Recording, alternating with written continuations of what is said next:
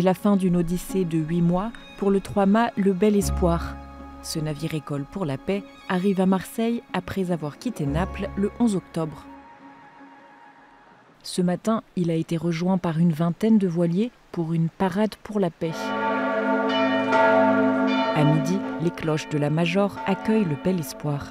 À son bord, 23 jeunes venus entre autres de France, d'Albanie, d'Irak, d'Italie ou d'Algérie. Cette aventure est une réponse à l'appel du pape François en 2023, ici même à Marseille, à bâtir la paix en Méditerranée. Kitry a participé à l'organisation de cette 8e et dernière étape et elle a vécu à bord du Bel Espoir qu'elle nous fait visiter. Voilà, c'est un 3-mâts, un magnifique 3-mâts sur lequel on a passé 2 semaines et qui est en navigation depuis 8 mois, depuis Barcelone jusqu'à Marseille.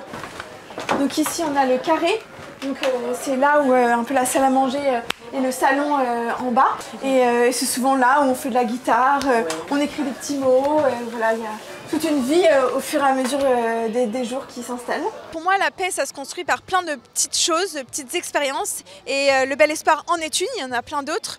Et pourquoi c'en est une? Parce que c'est réunir des personnes de différentes cultures dans un même espace et de réussir à créer quelque chose en commun. C'est savoir qu'on est différents, on n'a pas du tout nié les différences. Et en même temps, on voulait respecter l'autre et vouloir vraiment aimer l'autre. Et ça s'est traduit par des mots de pardon ou des services ensemble. C'est vraiment une petite école en actes et pas forcément en paroles. La journée continue avec un festival pour la paix en Méditerranée. Sur l'esplanade du Mucem, un grand pique-nique solidaire rassemble des Marseillais de divers horizons. L'occasion pour Laïla de partager son expérience sur le Bel Espoir avec Martine. On a fait de Naples à Ostie. Et là-bas, on a rencontré le pape Léon. Il est venu nous serrer la main.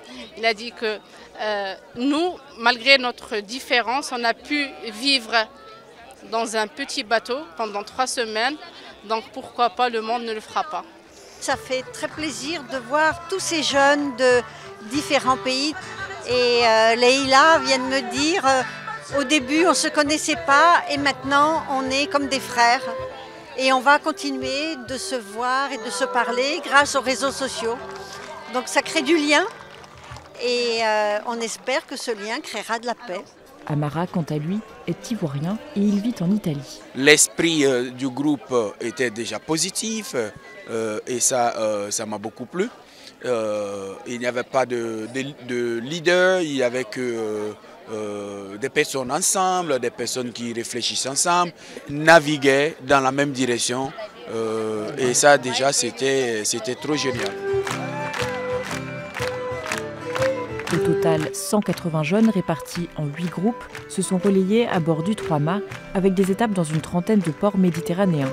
Fatima, venue d'Irak, voudrait que son expérience avec le Bel Espoir soit utile à son pays. When I come back, I will work on myself and work for the community more because Iraq need us. We have a lot of Christian people who left Iraq and we really need them to come back because they are part of Iraq. Muslim also part of Iraq. Is Iraqi not for one religion. Here it is what I really wish for Iraq.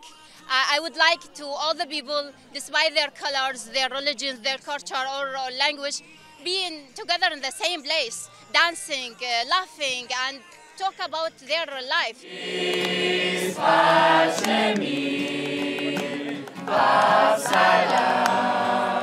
Le père Alexis Leproux a piloté ce projet et se réjouit des fruits de cette odyssée qui a permis de créer des amitiés précieuses pour l'avenir de la Méditerranée. Les fruits immédiats que nous recevons, c'est la joie des jeunes et la fraternité qu'ils manifestent quand ils arrivent après ces 2 semaines. Il y a une cohésion très forte, il y a un sens de la fraternité qu'ils ne connaissaient pas avant et une fraternité enracinée dans l'espérance de pouvoir un jour collaborer. Autre fruit, un livre blanc sera dévoilé d'ici le mois de décembre et remis au pape pour partager leurs réflexions sur la construction d'un dialogue de paix en Méditerranée.